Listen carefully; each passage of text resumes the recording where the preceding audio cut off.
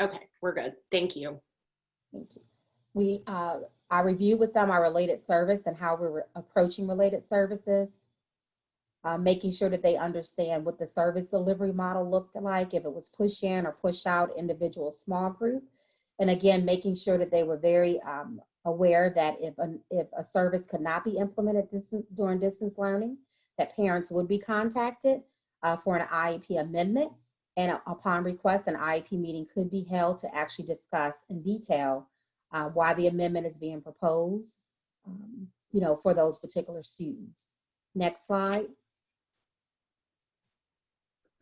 I also it was very important that our Ways and Means Committee understood that for Prince George's County, we are very fortunate that we began providing online therapy 2 years ago for speech services, which is our largest related service for our students in Prince George's County.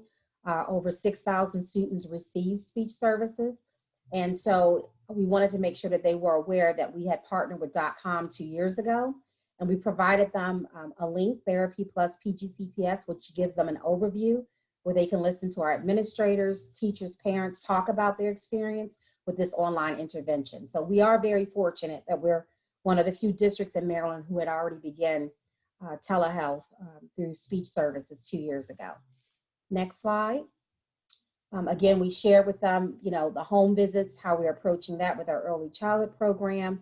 We talked about students receiving services under the Individualized Family Service Plan, that they will continue virtually. Talked about the roles and responsibilities of our general ed, special ed, and support staff. And we also talked about how we would continue to hold coaching sessions with teachers to support specially designed instruction and the distance learning. And I went through kind of details of the different support we would be providing. Next slide. I discuss our cognitive educational and related service assessments approach and how we would approach that.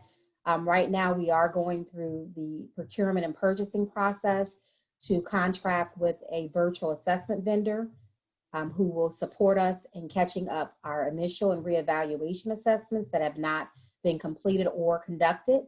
And then we also are providing training to our staff that will be conducting face-to-face assessments if a student is not a good candidate for virtual assessment.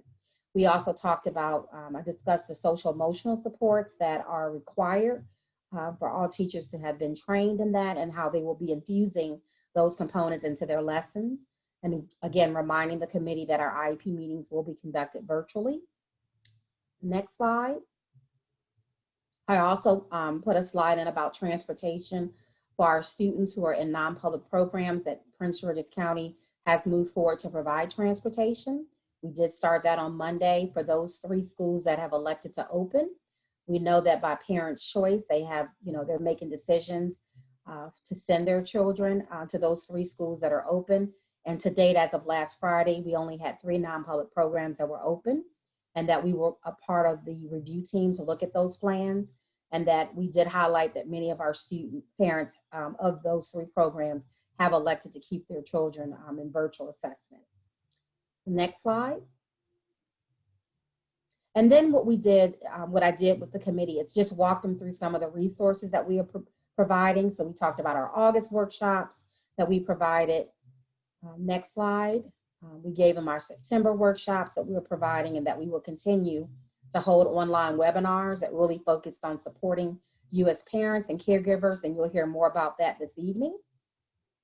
Next slide, we talked about materials for home usage and how we were working with our school teams to make sure that we are listing those different assistive technology or adaptive equipment that needed to go home with students. And we're still, every week, still working with our school teams to get those materials home, because some materials, as you can imagine, had to be purchased. And so we will continue to train parents as appropriate. Some of our IEPs specify training as part of the IEP. And so we will continue to do that as appropriate based on the materials that are going home. Next slide. We just, I talked a little bit about our back to school kit. Again, this is from Friday. So what you're gonna hear tonight is that our parent distance learning handbook has been released on the website. So it was coming soon as of Friday. And I talked to them about materials that will be housed on our distance learning parent resources, which is a publicly available link and talked about what resources are included in that particular folder that's on our web, and you'll hear more about that this evening. And then our final slide was just to provide them with the parent centers. And again, you'll hear more about that as well, so that they were aware that we did have parent center locations, as well as a distance learning hotline. And so that concludes the presentation for our ways and means, but I wanted you to be aware of that. The next thing I wanted to go through is to let you know for year 2, remember the current commission funding was given to school districts for 2 years. So I just wanted to go through to let you know how we're using the year 2 funding. So you could see that. Next slide. So again, still working through our assistive technology. One of the things that definitely will impact our students this year is that we have gone with a text-to-speech vendor to provide that read aloud support to students who have that documented in their IEP. And you see the other things that are listed here for assistive technology. The other thing that we're doing, which we started in year 1 current commission, is we have expanded to 5 new elementary autism programs. As you may know, I think I've said this before to you, our fastest growing populations is our early childhood students, as well as our autism program. So now we have expanded to 5 additional elementary sites throughout the county. And we are, again, looking to update those buildings and programs with their sensory calming rooms. And then we're also purchasing additional materials for our middle and high school autism programs as well. Next slide.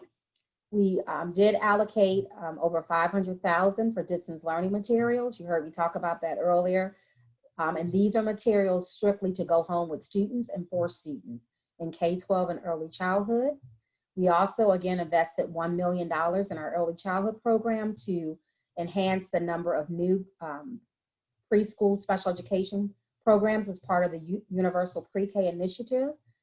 We've purchased curriculum textbooks along with some additional online learning support for those particular students. And we also are doing a new assessment tool to establish eligibility in a birth to 5 system. Next slide. The other piece that we're doing is the monitoring and general supervision of IEPs. So last year was our baseline monitoring, meaning that we're trying to establish how do we look as a district around our general supervision of IEPs in terms of how they're developed, what is the IEP document. And so this year we will be moving into our true first year of monitoring. So we did keep additional funding on current to support the review of those IEPs. Office of Translation and Interpretation Services. This is to be able to translate our IEPs in Spanish and French. So there was money allocated there, as well as for related services. One of the things we are doing to help our monitoring process for related service is investing funds to develop our related services tracker to ensure the provision of related services are provided. And then we also have funding to support our .com contract, which is our teletherapy for speech. You see another big investment was for summer IEP meetings, $1.9 million. We were actually able to hold over 1,800 IEP meetings this summer. Our teams worked so hard in about a 7-week time frame from getting out of school from January 22nd to April 14th. Over 18 summer IEP meetings were held, and we did pay educators for preparation as well as holding those meetings. $2.6 million is devoted to our professional development, looking at curriculum writing, programs for webinars, webcasts, looking at half-day development for our teachers in terms of paying them to participate in trainings, and then also supporting our special education teachers with planning days throughout the school year. And then we also are working on a summer learning academy for next summer. Next slide. Also part of the current commission was for the to support the implementation of not only IEPs, but for 504. So you see that we did allocate money. Again, 504 will also be conducting past 504 meetings. They did that as well this summer. They also are purchasing additional guides and materials and resources for their case 504 case managers and school administrators. And they also are developing a pilot for the Section 504 database. I'm so excited to tell you that our 504 plans will be going online, like our Maryland Online IEP. people may not realize, but our Section 504 plans are still operating from paper. And so they are going to be piloting a 504 database to bring that 504 online. And then you see some of the other resources that the funding will use to support. Next slide. The other thing I wanted to bring you an update on is the CARES Act funding. So this was the emergency funding that was given to school districts across the country that could be used to support the implementation of reopening your schools or support distance learning. So for us, we devoted our CARES Act funding for summer IEP meetings along with our current commission. And then we also are using our CARES Act funding to support our educational assessments. And again, we are working through the procurement and purchasing process so that we can begin those educational assessments in October. So I do want you to know that that includes all of the masks that we need to order, as well as face shields, as well as any type of plexiglass and modifications that we will need to make. We will have our educational assessments on-site locations, meaning where students will come face-to-face, will be selected throughout the county. So we'll have probably between 3 to 4 different sites where parents can come. We will not be in schools. So even if a child goes to a specific school, that may not be the site where they would have to come in for face-to-face assessments. But again, more information will be shared with you at the October Secac meeting. Next slide. So we're so excited that we are growing. And so I would like at this time, you've been introduced to Dr. Deity and as well as Marcy Torsion. I would like Yvette Young just to come on and say a quick hi to everyone. She's our new licensed clinical social worker that is part of our Family Support Center. So I'll give Yvette Young just an opportunity just to say hi to everyone so you hear her voice and see her. Good evening, everyone, and I'm excited to be a part of the team. Thank you. And then of course we still have Kohinta, who is our bilingual parent liaison.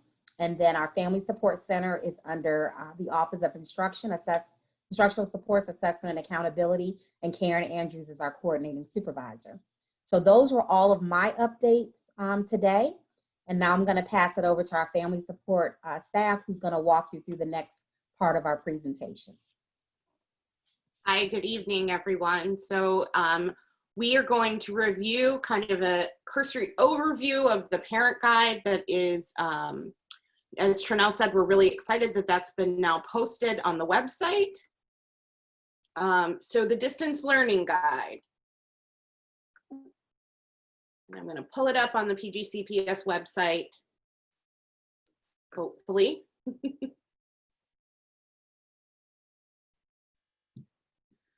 So you'll be able to see it here. It is housed under Reopen PGCPS under the distance learning, and then there is a parent section there as well.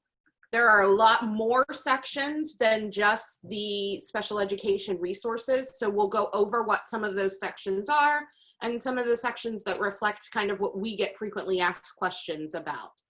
You'll see that it starts with general information and goes all the way down to general reminders. Whoops, let's try that one more time. All right, so we have, these are some of the general topics that are on there that are covered in the guide. We'd like to highlight a few of those sections, and you'll see them in blue, that represent the most common questions we get in the Family Support Center.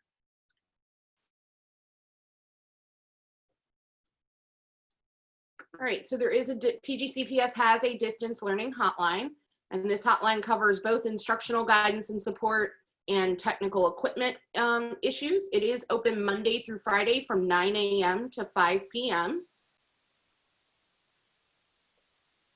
There, as Trinell said, there are also PGCPS parent centers, and those have been established for specific technology support. And there'll be staff for parents to call in during these specific times to receive live technology assistance on Mondays and Wednesdays from 8 to 10 and from 6 to 8 p.m. And the number is on the slide there as well. So Trinell showed this slide earlier in our presentation. It is the Distance Learning Parent Centers. There are links on the website to book appointments at those centers.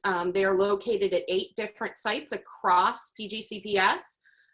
Benjamin Tasker Middle School, Charles Carroll Middle School, Drew Freeman Middle School, Golson Middle School, Gwynn Park High School, High Point High School, Northwestern High School, Port Towns Elementary School, and Thurgood Marshall Middle School. Okay, so a lot of the questions we get in the Family Support Center are on common technological issues. And so both our portion of the special education guide and the general distance learning parent guide offer information on instructional technology support. So your video conferencing tools like Zoom and Google Classroom, your devices, the family portal access, where to go if your password is locked, how to access Clever, setting up a PGCPS device, devices and internet connection and internet access. And those are all questions that can be answered not only by going to these resources, but by contacting the parent technology support sites. So one of the things we wanted to highlight is that through Prince George's County Memorial Library System, they are offering tutoring, practicing long division, improving reading comprehension, learning other key skills. And PGCPS is also offering tutoring for 6th through 8th graders. And the links in the process for that tutoring is included in that parent guide.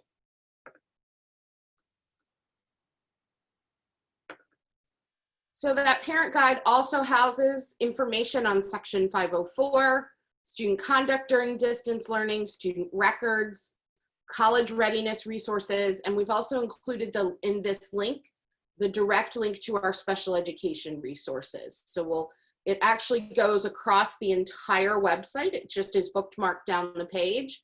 So if you click on that link within the presentation, and we'll send you Secac the slides for this, you'll be able to go directly to the special education resources.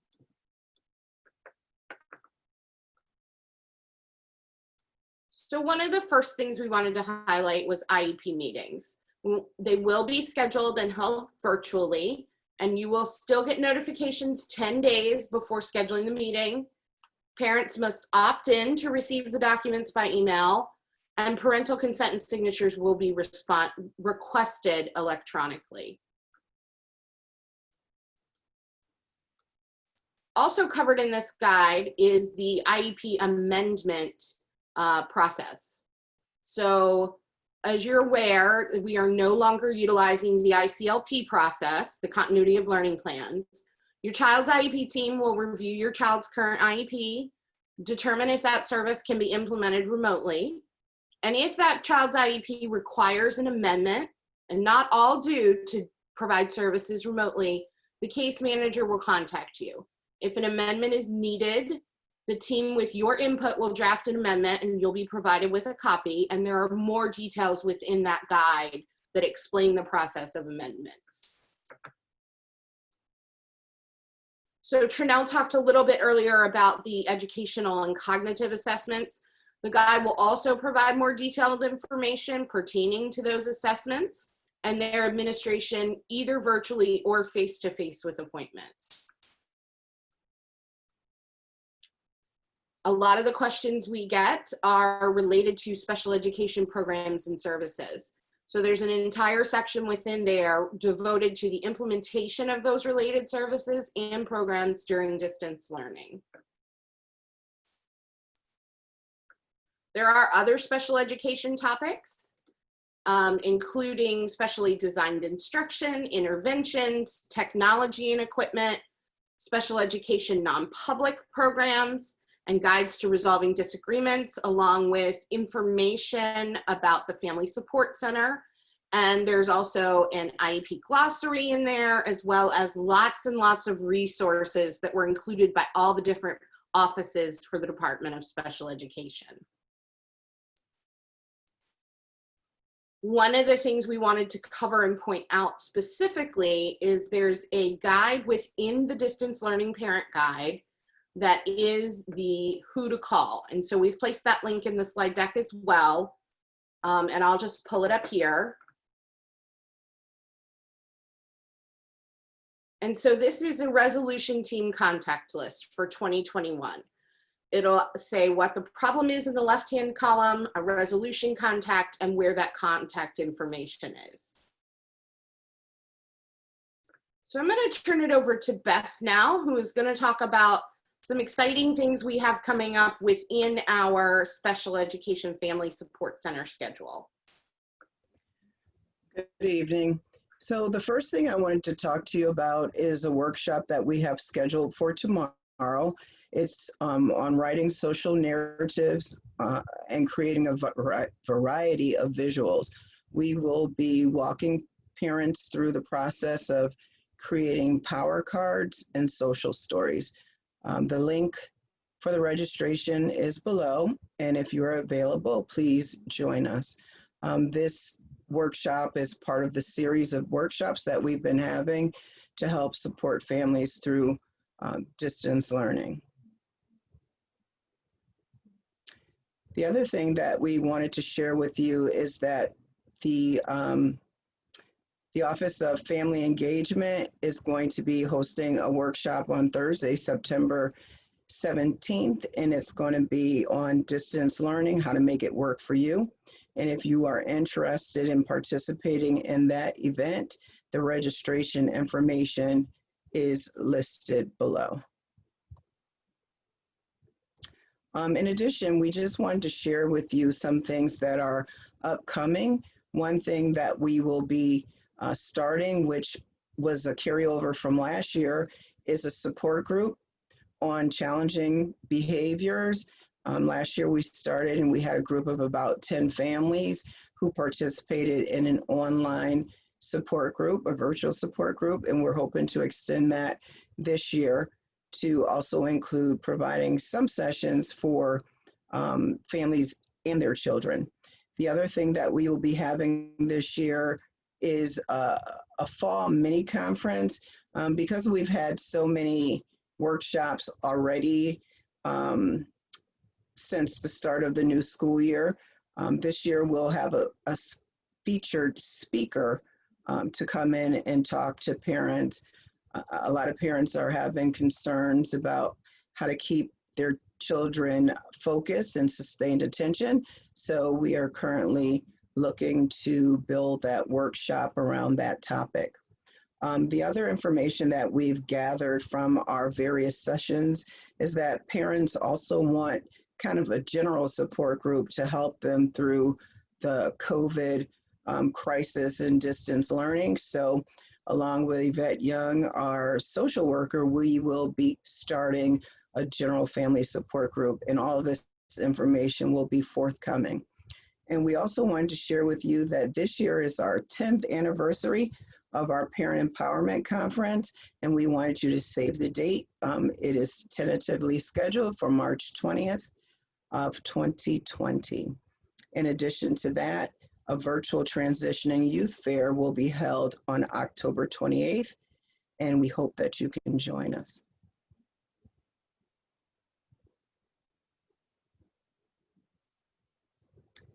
There is also a newsletter for families, and it is called Engage PGCPS newsletter, and you can find that on the homepage. You can subscribe to receive the newsletter electronically, and it will keep you, oh, I'm sorry, thank you, Sarah, 2021 for our conference, March 20th, 2021, that is correct. You can subscribe to the Prince George's County newsletter from the homepage, and there is a little directional on the slide that shows you how to access that tab to sign up.